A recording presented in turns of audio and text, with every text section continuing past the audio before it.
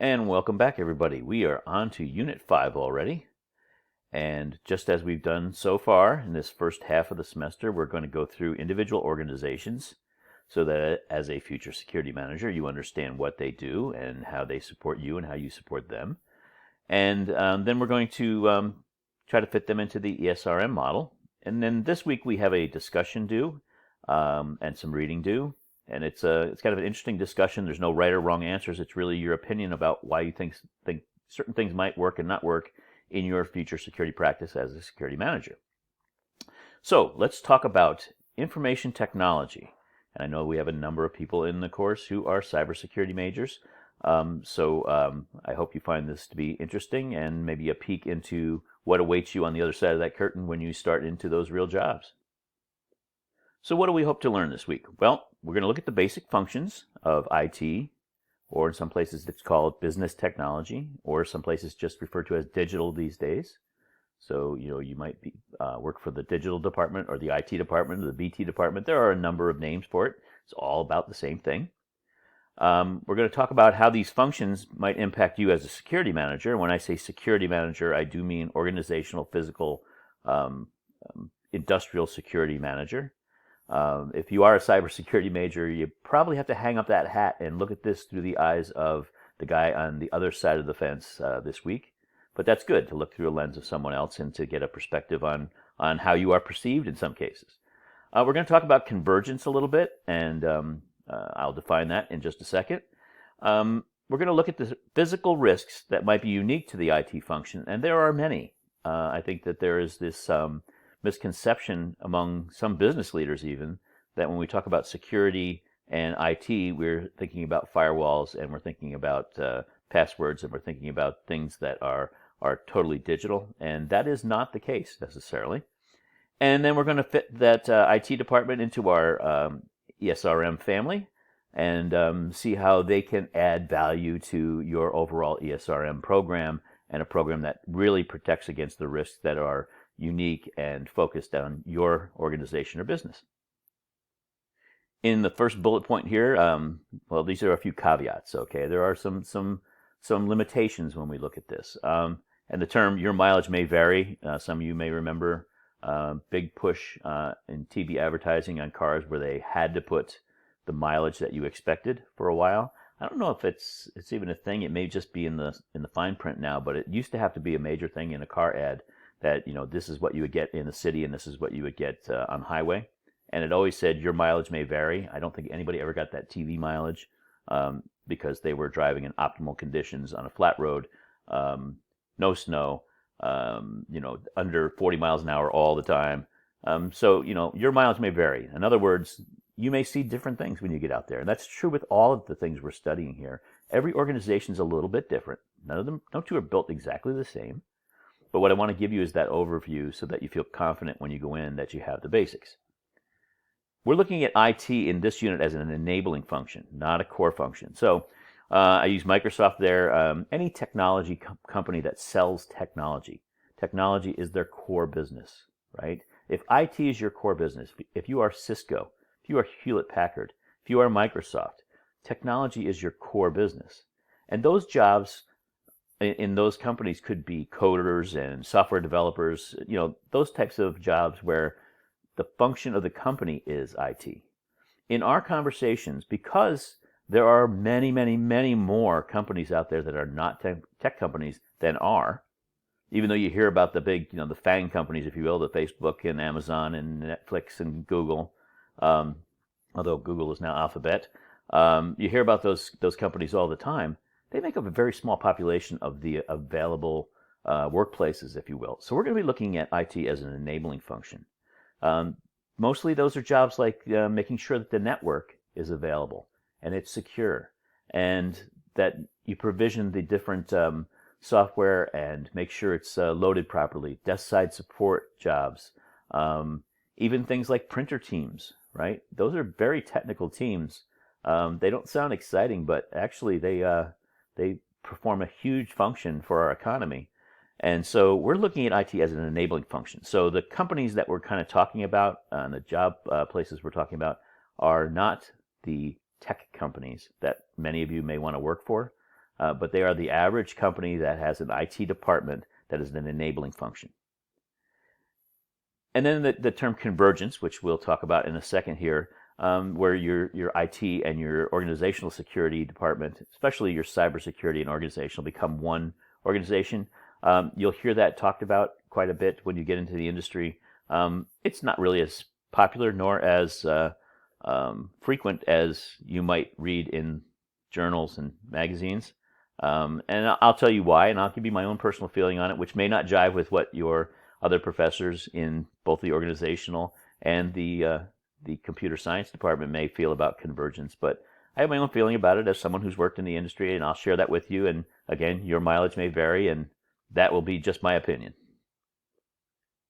So when I say it's my opinion, it is just that, and everyone has an opinion about convergence when you're in this field. And convergence is a concept whereby the physical side of security, the organizational side, merges with cybersecurity, and they have one security organization. And it's been argued forever that that's the way to go because they're both security, and I would counter with they are not. Right? The term security was in some ways co-opted by the by the cyber side. That's not a bad thing, right? It was probably the closest term to use. But realistically, I truly believe that in an enabling function, cybersecurity is really cyber integrity. You're making sure that your stuff is not compromised. And that's not really security in the classic sense. When I look at security, if I secure something, it may mean that I can't touch it and use it. Whereas you can't do that in the cyber world, right? So the gold from Fort Knox is secured, right? A lot of it, from what we understand, may be at West Point, but it's around the country in places, and it is secured, and we don't need to touch it, right? It is the backbone, even off the gold standard, it is still the backbone of our economy. It has use, even though it is totally secured. In the cyber space, if you totally secure something, right? If there's a piece of software that you want to make sure is totally cyber secure, well, then you just, you put it on a disk and you, or a thumb drive or whatever, and you hide it somewhere. You can't totally protect something and use it at the same time. And in the cyber world, you are protecting things that must be used on a day-to-day basis. Makes it a little bit harder, quite frankly, to do, but is it security? So that's just kind of a rhetoric kind of a argument to tell you where my head is on these things. But when we talk about convergence in organizations, the problem is that most cybersecurity people don't have any organizational security background and vice versa. So you're going to put in a leader and sometimes a leadership team that really are generalists and not specialists, and in some cases you need those specialists. And that's to find someone who is, both gifted in cybersecurity and organizational security is rare. I mean, extremely rare. Now, from what I understand, the Department of Homeland Security is doing just that. Their head is now someone who is, gifted on both sides. But again, that's the exception, not necessarily the rule. Okay, I think, in my opinion, convergence is an oversimplification. And if you look at other fields, criminal justice and industrial security, I can't tell you how many times you go and you look at jobs in industrial security and it says, or you could have a law enforcement background. There's very little crossover between those fields. Yes, we both do investigations, but most cops aren't great at securing a building, right? I mean, we talk about securing a building in the long term, right? They can secure a crime scene, but that's because you just put tape up and you put people around that tape, but you can't keep them there forever, right? A long-term security plan, most cops aren't good at that. And the same token, most industrial security people are not great at de-escalating situations. They don't have that type of training necessarily. Or firearms, use of force, those things that are unique to a police job, right? There's not one better than the other, but they're just different. So you be your own judge, but convergence is something that you will definitely hear about in the workforce. Convergence of IT and physical / organizational / industrial security is something that you need to be aware of as a security manager, and either advocate for or advocate against in your particular case, wherever your organization is. But you will hear about it, and I wanted to bring it up in this conversation because I think it's just something at the forefront. But in our conversation, we're more concerned about adding to that ESRM family to get a more holistic look at our organization, to look at the risks from each of our major functions and some of our minor ones if that's what it takes, right? Making up that team to determine what the risks really are to the organization. So we're not just throwing up guardhouses and guards and cameras and readers because they look like they belong there. We'll understand what we're protecting against.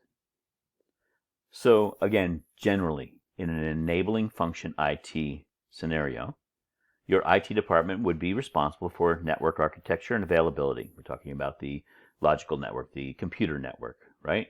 On the SRU campus, IT puts up the hotspots, and they make sure that when you jump on the internet and you get into D2L and those things, everything connects, right?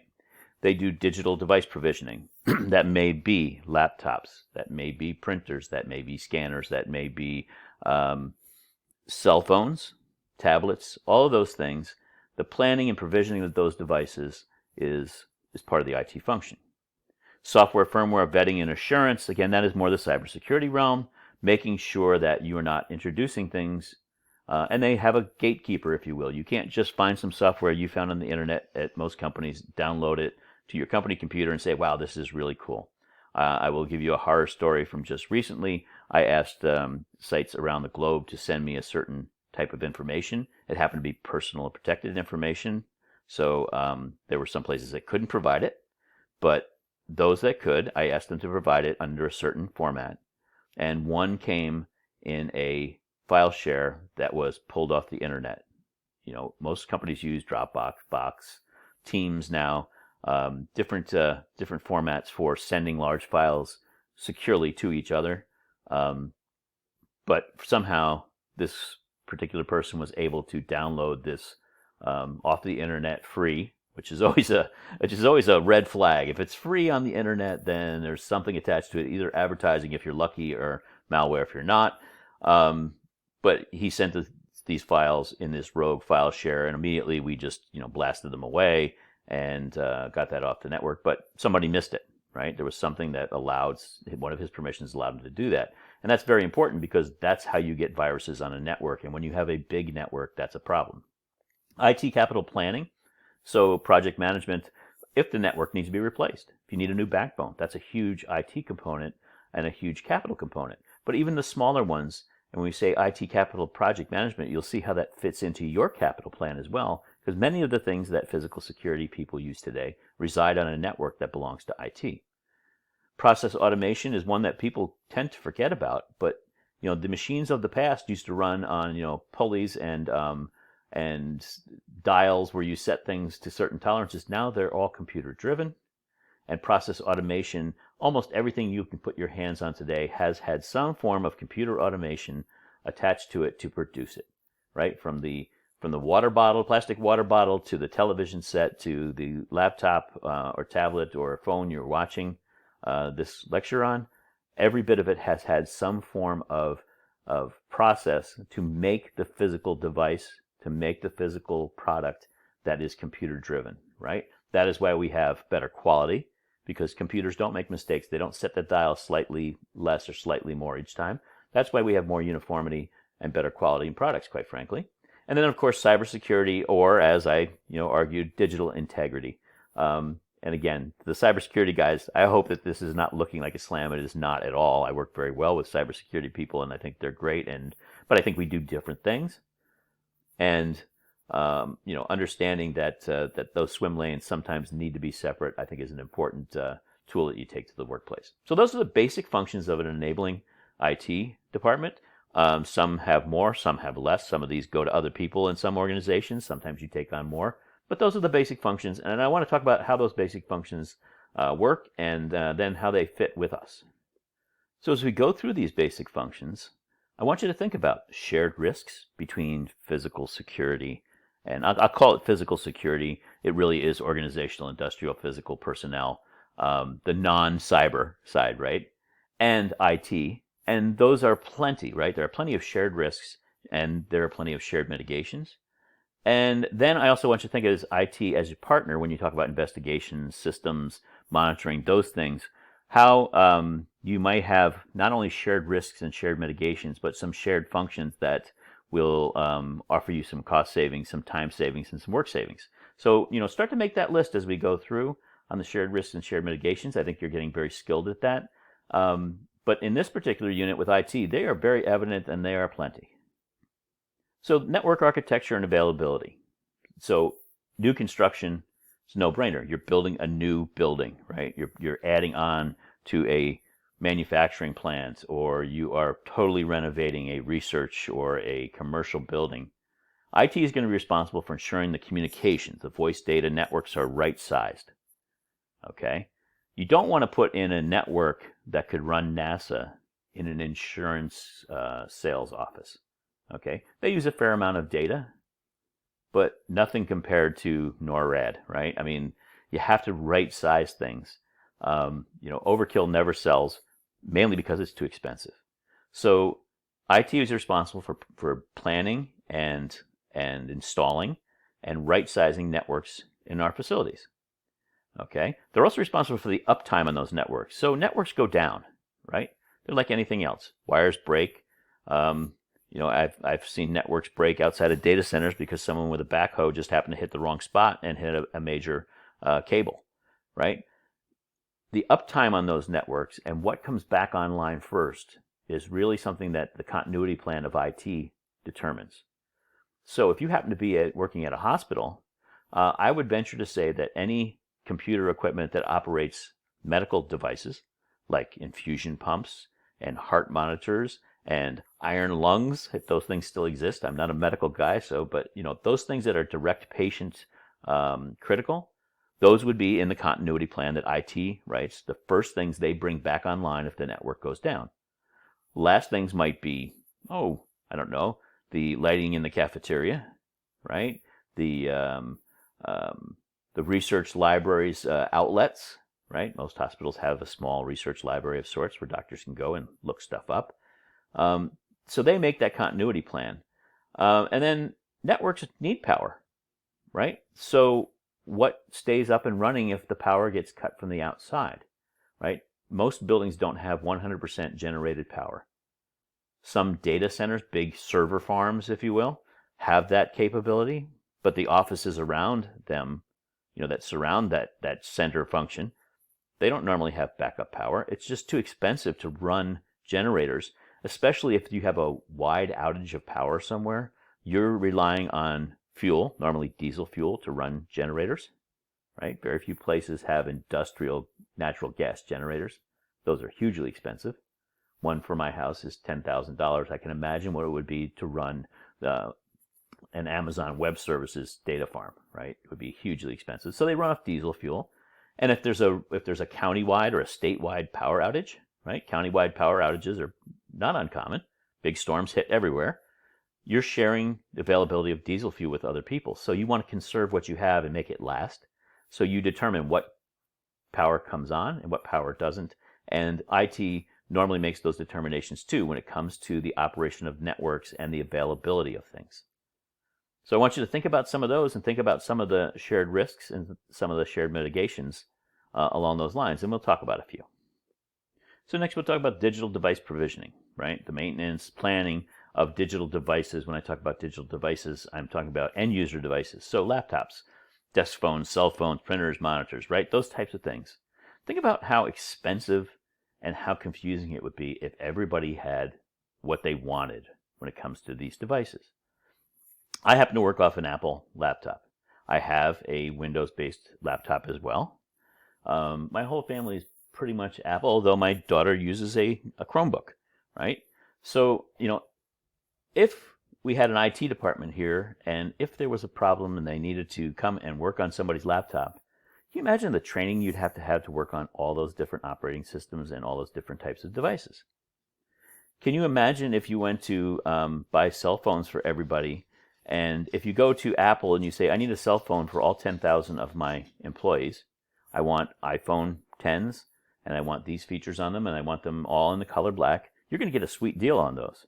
10,000 is a nice number to sell for some salesperson. They're all the same. Production is easy, right? No customization. But suppose you came and you said, okay, Apple, I would like to buy 5,000 of your phones, and I would like to buy 5,000 Android phones as well. I want some of them to be Samsung and some of them to be others.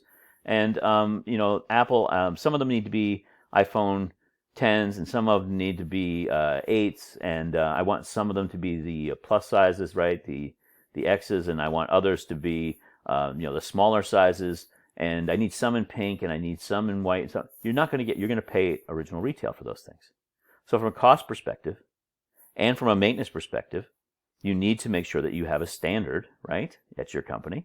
Someone has a standard as to what you're going to get. So, if you go into your company, you say, boy, I really love Apple, and happens to be a Windows house, and they buy Lenovo computers, guess what? You're getting a plain black Lenovo, and you'll like it because it keeps things simple. Just like assembly lines, Henry Ford made the Model T only in the color black, and every one of them was the same. Once you get into customization, you up cost and you up complexity. So IT is the gatekeeper on digital devices and will tell you what you can use. They also then handle the life cycle management. So how often do those devices need to get replaced? Well, they understand how long they last, right? In the industrial setting, your cell phone may last 3 years. Before it is out of date, it can't upload apps that the company needs you to have, right? IT will know that. The end user doesn't need to know that because you'll get a note from your IT department saying it's time to upgrade your cell phone. And if you try to do it before then, no, you're not going to do it because they also have to control that cost. So lifecycle management is a huge item in most IT departments because they are responsible for being the gatekeepers to making sure you get the right device at the right time. And then break-fix response times on digital equipment and on other things, right? If you have a problem with your laptop, if I have a problem with my laptop, I go to a kiosk. I have to drive to a site, or I mail in my laptop, and they will mail me one back. And there's about a 24-hour to 48-hour downtime where I would need to use my tablet or my cell phone to access my work programs, which is not convenient, right? They don't always work. They look hokey on some of those little devices, especially when you have old eyes, right? But break-fix response times, IT helps you determine those, right? They need to understand what's important. If you're in a manufacturing plant and you have a single product plant and you're the only one in the world that makes that product, then those production computers are going to be the first things that get fixed. Immediate response time. You call and say the computer that's operating our manufacturing line for product A, which is medically necessary or a huge moneymaker for the company, then they're going to come and fix that right away. If I call and say my laptop is not working, I have 24 to 48 hour break-fix time on that. So they set those break-fix times, make those decisions based on the criticality of the devices and the equipment to the company. So software, firmware, vetting, and assurance, right? Licensing. I'll tell you that security managers in particular are terrible at making sure that the licenses and the versions are up to date on things that operate access control and camera systems, things like that. You get these little warnings, and it's very commonplace for people to click and forget on the warnings. IT is responsible for making sure that licensing and versions are proper, mostly from the cybersecurity aspect now, because if you're operating off older versions of software, then it doesn't have the inherent and built-in protections that you need. Okay.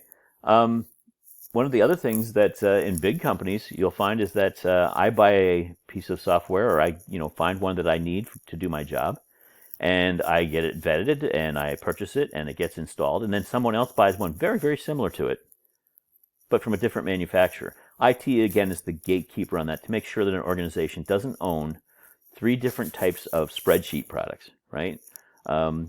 Most companies use Excel these days. Lotus Notes used to be out there, I think, or Lotus. There's QuickBooks and there's other products out there.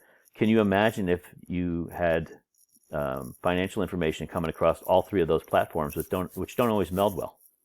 So they make sure that you only have one type of tool for each type of job to keep it simple, to make sure that there is harmonization between those tools. And then they bundle those suites of products when it's feasible, and that's really a cost and a complexity thing, right? Would you buy Microsoft Word and QuickBooks?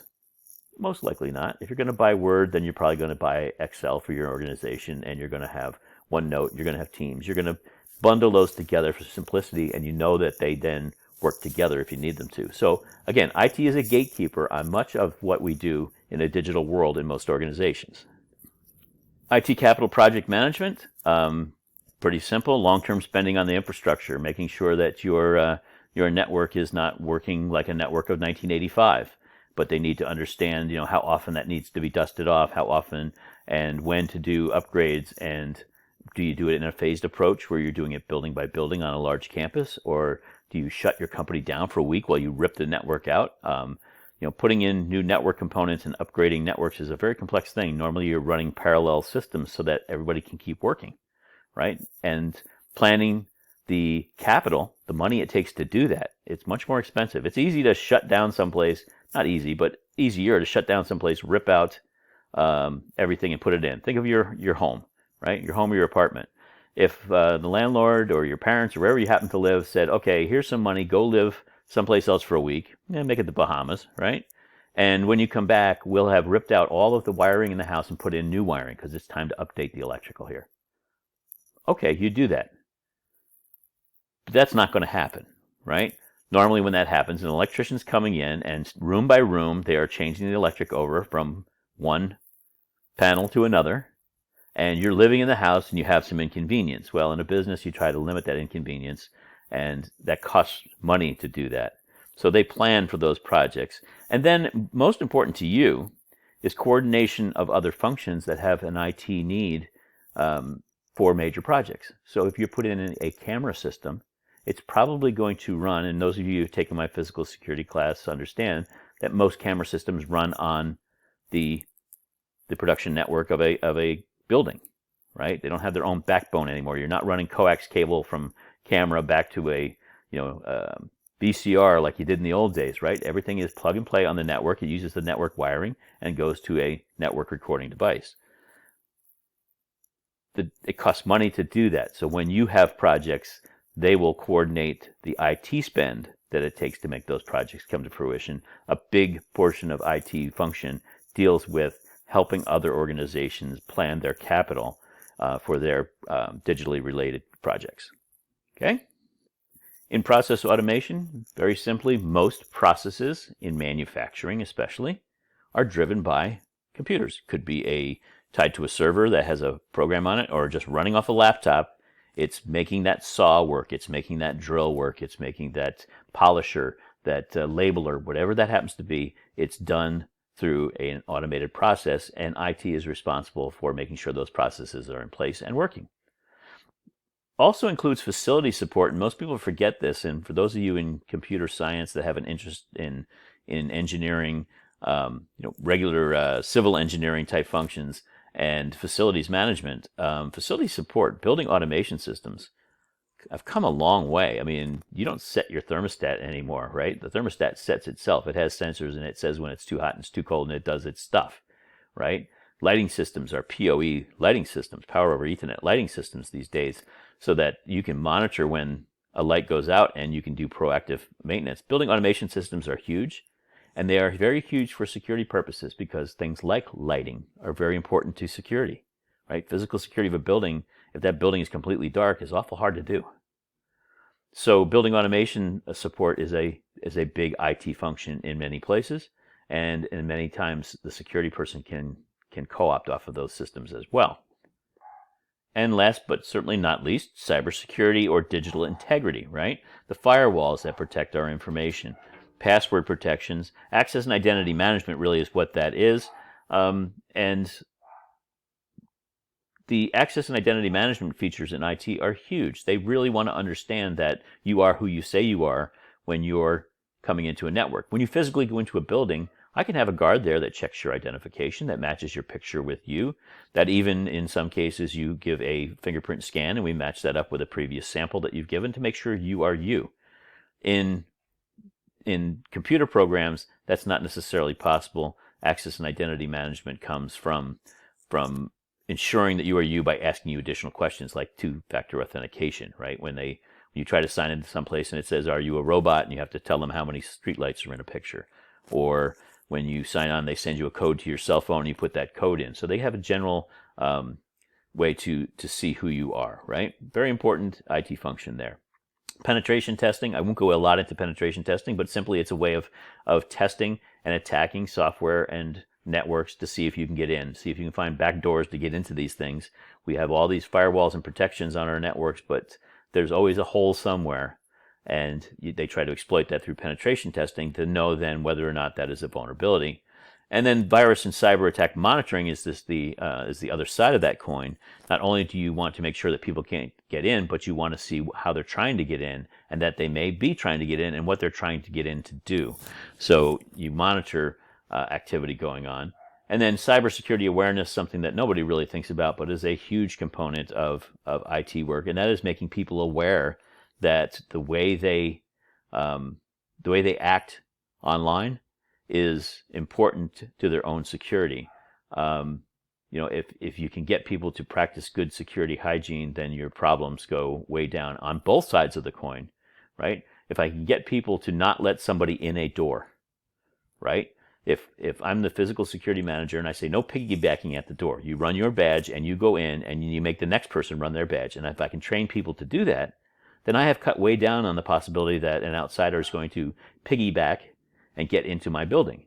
Same thing is true in the cyber world. If you can make people aware that giving out your password even to your best friend isn't a smart idea because you're letting them in, and if your best friend gets fired tomorrow, they still have your password.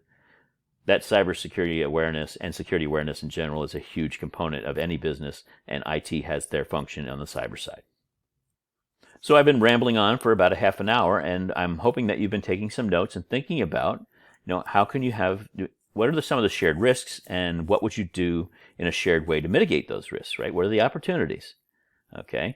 If you think about the types of services the security manager might use, the IT services, how important is this relationship with IT? And vice versa.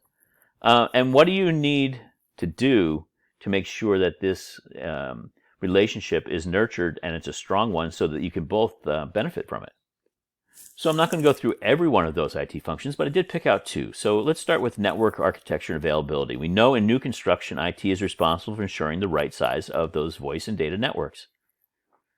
If they don't size it correctly, and you have a video system, how good is the quality of those images going to be? And is it going to impact whether you can do your job or not? You could drop video, especially when you need it. I had a case just yesterday where I was reviewing an awful lot of video, and I can say that it was from multiple locations and different IT departments, and I will tell you that one of them gave me the bandwidth I needed. I was looking at HD video, and it was crystal clear, and it was what I needed to prove my case.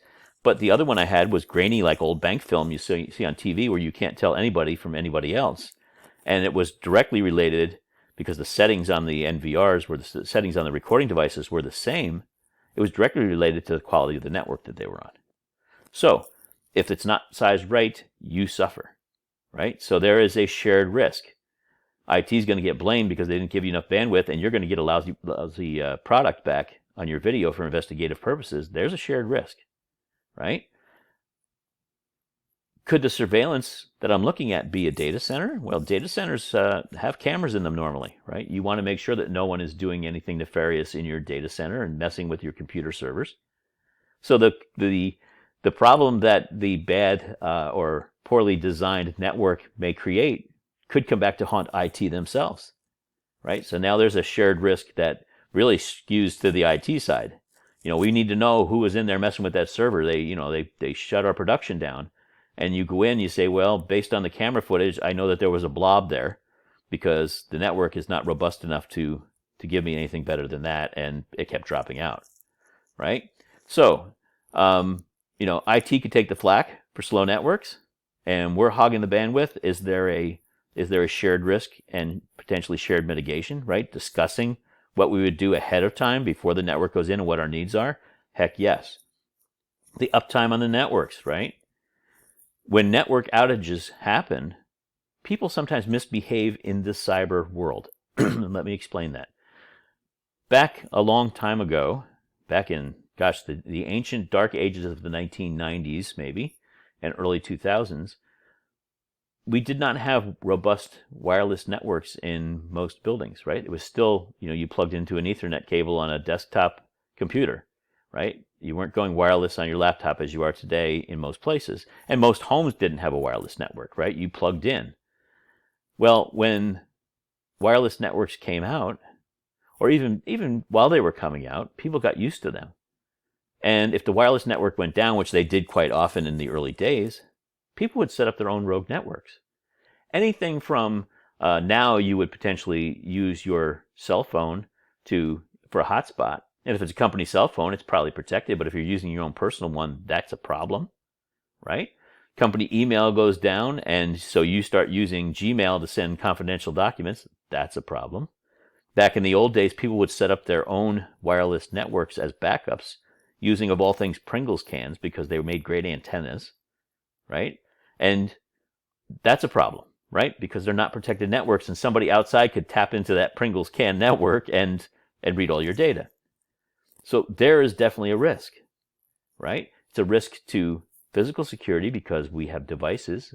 That device they tap into could be yours. But we could have a shared mitigation. There are sniffers that will allow you to sniff out rogue networks, and you have security guards walking around. So there is a risk and a shared mitigation, right? Same thing with networks and power, right? Do you want the security system to be the thing that goes down when you lose power? I would suggest not. In fact, power outages have been used as an opportunity for criminals for years. Not just in looting, right? When the power goes out, the great blackout, I forget what year it was, in Detroit, the city was dark for 24 hours, and when the lights came back on, there wasn't much of a city left, at least nothing in the retail space. And we see that happen a lot, right? It's a crime of opportunity. Back in the early 2000s, Bristol Myers Squibb had a warehouse in Connecticut, and there was a power outage, and power fluxes. Actually, power was going in and out and in and out and in and out. And some criminals were setting off the alarms on the security system during all this. It was all confusion. And the police who responded and the security people who were getting the alarms and sending the police decided, look, this is just a function of the power outage, right? This is the power's fluxing on and off. The alarms are coming in. The cameras are blinking on and off. It's just a mess. There's nothing going on. Well, it come to find out that there were criminals there at that warehouse, and they escaped with about $200 million worth of product, and insult to injury used the forklifts in this warehouse because the keys were left in them, and they were charged to load up their trucks full of pharmaceutical goods and take off. So, power is important, right? Backup power and having that plan. There's a risk in power outages, certainly to IT and certainly to physical security. The shared mitigation could simply be that when there's a power outage at a building with a certain amount of value, be that product value or operational value, that physical security sends guards and patrols and has an agreement with a guard company to send in people right away to cover that area to guard against things like theft. Shared risk of power outages, shared mitigation of guard service, and in turn, IT will be bringing that particular building's security system up first amongst those things that they have to do. So there's just some of them in the network and architecture space, and then we'll look at one more. So cybersecurity. Since we have so many cybersecurity majors, I wanted to look at some of the potential sharing opportunities, shared risk, shared mitigation opportunities. So identity management is both physical and logical, right? I mean, you need to know who's getting into your computer network, and I need to know who's getting into my building. We both have an identity management issue. If I use perhaps fingerprints, use fingerprint readers to get people into a building, then I have normally not a sample of the fingerprint. I won't get too technical for some, but it is a digitized version. It is an algorithm, right? When you register your fingerprint, it turns it into a number, a code number. Could I not share that code number with the folks in IT? And many computers today have a thumbprint reader on them, right? They have a biometric reader of some kind. Could you not use your identity badge to slide into a reader in a laptop? Yeah, that's even old technology, frankly. People are kind of getting away from the smart chip technology that way, but it works. And it's a shared opportunity because there's a shared risk of someone purporting to be to be somebody other than who they are, right? So could we share that type of thing, a shared mitigation? Absolutely. Penetration testing. Well, let's talk about edge devices, right? Edge devices are things that from a layman's perspective. Again, cybersecurity people, you could probably turn circles around my definition, but it's simply something that is a wireless or even a wired device, quite frankly, that sits on the edge of the network, sits on the user end of the network, right? So I have Amazon Dot devices in my home, right? That's an edge device. It is a vulnerability. Somebody could potentially try to get into my home network using that device because it sits on the far reaches, right? It's at the end of the line of a device, just like our TVs today that have listeners in them, and you can tap into it. There's something that you can pick up on from the outside, right? Well, let me tell you something. Cameras, security cameras that hang on a building are edge devices. And I will share something else with you. And if you've been in my physical security class, you've heard this before. The passwords on them, if you can take a picture of a camera, I can probably tell you what the password is because it's the default password that the manufacturer put on, and it is online with the documentation. When you run cut sheets on that camera to see, what the technical specs are, it will tell you default password, camera 123, or ABC 123, or camera 1, right? They give a default password. Those are seldom changed. And so penetration testers can get into cameras a lot, right? It is a very frequent way to get in. You're not trying to embarrass the person on the other side. And if you're doing that, you're in the wrong game, okay? But it's a horror story for the network because once you get into those cameras, you are into the network. Now you've got to get beyond other things, granted, but you're in that conduit, you're in that pipeline, and now you just got to find your way around and look for vulnerabilities, and you're doing it from the inside, not the outside. Shared risk? Heck yes, my camera system has been compromised, so now people can see inside my facility and know where my priority resources are, know how often people go to them. They can survey an area for a couple of days and know that nobody goes to that area where I store controlled drugs, gold bars, new TVs, cigarettes, whatever you want to steal. Nobody goes there between midnight and 8 a.m. because it's set on autopilot, right? There's one guard sits in the front, nobody's doing rounds, and nobody's going to disturb it.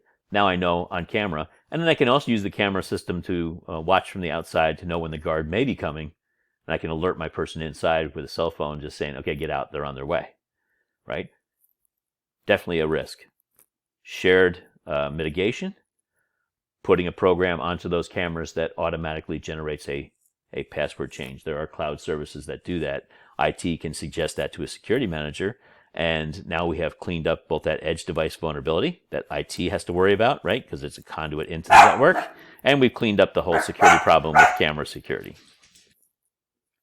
So now we're looking at our ESRM family again. We've determined that security obviously has a place in an enterprise security risk management model, right? As the subject matter expert. HR, we have shared risks, we have some shared mitigations, and they have some unique risks which we as subject matter experts can suggest ways to mitigate. Finance, and our unit on finance, I apologize to the business majors in the class. My finance lesson was probably much like elementary reading, but many security managers have no financial background when they hit the job. And so we wanted to cover the basics, and that's exactly what we did. It may have sounded very simple or even overly simple to many, but it is, this is a survey course. So in security management, you need to have that basic knowledge. And then IT, again, same way with cybersecurity and computer science majors in the class. Oversimplification? Sure. But the understanding is that we have shared risks, and we can have shared responses, and those mitigations can help us both and to protect the overall enterprise. But if we don't talk to IT, and IT does not talk to physical security about some of these things, look, one of the things that I didn't even talk about was the fact that server rooms, data centers, teledata hubs, those rooms that contain the the computer equipment that make a business run these days, can't sit out in an open area. One person going by and even bumping a wire can shut you down for a day. And so there needs to be physical security on those rooms, and that's a shared risk, shared mitigation opportunity in and of itself. So definitely IT has a seat at the table with HR, finance, and us. And the list will grow. And we're not going to go too much farther. We have one more unit, I believe, on a on a function that I want to go over, and that's engineering and facilities, because security managers play very closely with that group as well. But I think you're seeing now that if you have these relationships with these other partners, these other family members, I'm going to call them at this point, right? To understand what their risks and their vulnerabilities are, you can actually protect the enterprise rather than just be a security manager who throws up basic protections and hopes for the best. So we're coming to the end here. This week's deliverables, the lecture, you did it, right? The reading this week has some Homeland Security, Department of Homeland Security documents.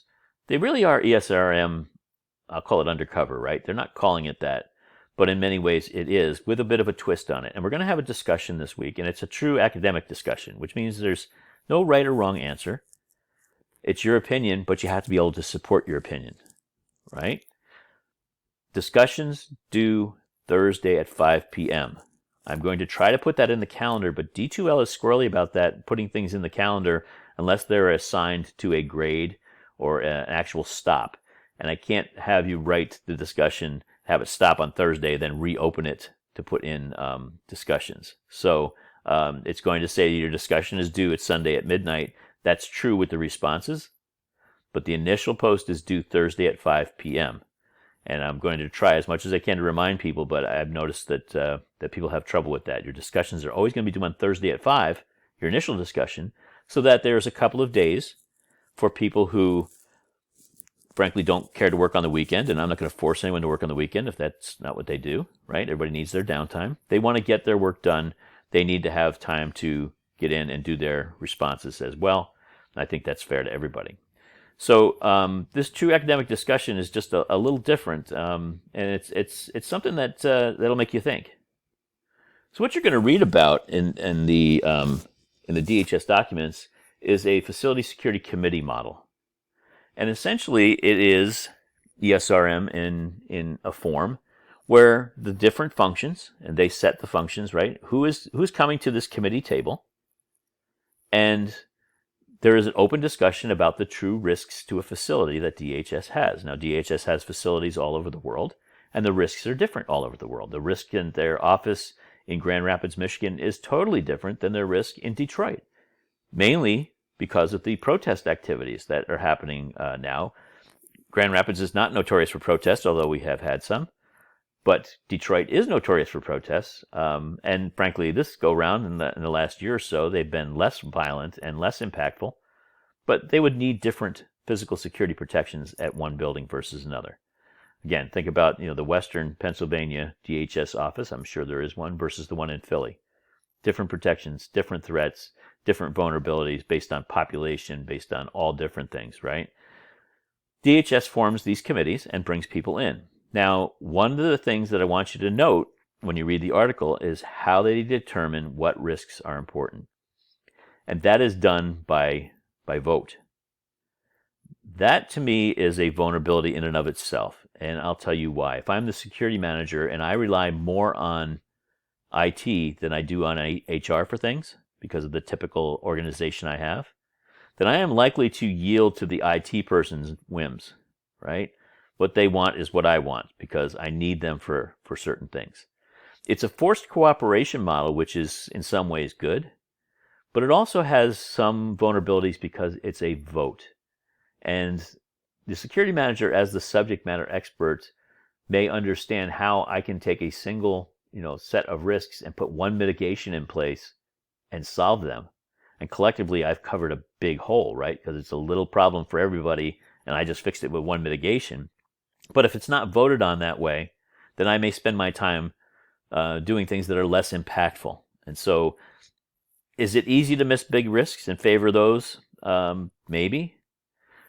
Would you use this model if you were a security manager outside of DHS where it's forced? So if you're a security manager at a company or organization, would you use this model?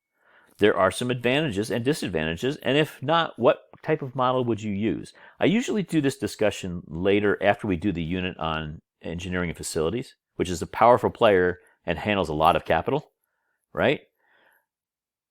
My contention here is that when we sit down in a facility security committee model where everyone gets an equal vote, There are some. It's like the old adage from Animal Farm, the George Orwell book, which many of you probably read in junior high school. You know, it's a book on communism. All animals are equal. Some animals are more equal than others. And in this case, there are some players who will hold the purse strings for the security manager or for others, and it may influence the way people vote on actual risk. So that's just my opinion, but yours may be different. You may say, no, this is a great model, and nobody's wrong. You just have to support your argument. And so in the discussion, same type of format we've been using. Don't get hung up on the APA. I really want you guys to try APA, and I want you to use some references, not always the lecture.